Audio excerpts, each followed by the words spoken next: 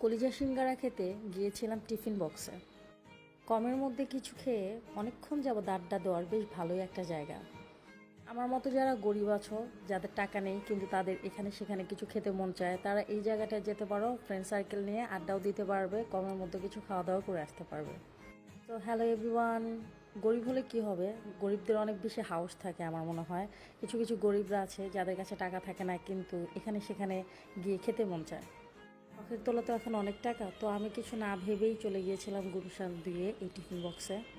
এই মেনুতে অনেক কমের মধ্যে অনেক ভালো ভালো খাওয়া আছে, বাঙালিয়ানা টাইপের খাওয়া আছে। এটার অ্যাম্বিয়েন্সটাও অনেক সুন্দর। তো আমরা সিঙ্গারা খেয়ে মোটামুটি প্রায় অনেকক্ষণ আড্ডা দিয়েছি।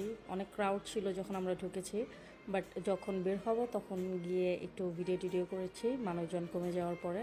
সো আমার কাছে খুবই ভালো লেগেছে। বসে তোমরা আড্ডা দিতে পারবে, এটাই হচ্ছে বড় কথা। কারণ দেখা যায় যে কিছু কিছু রেস্টুরেন্ট আছে যে যতক্ষণ তুমি খাবে ততক্ষণ তোমাকে রাখবে, বাট এখানে সেরকম না। সো আমার বন্ধুদের নিয়ে এখনই বেরিয়ে পড়ো। সো আজ এই পর্যন্তই। Thanks for watching.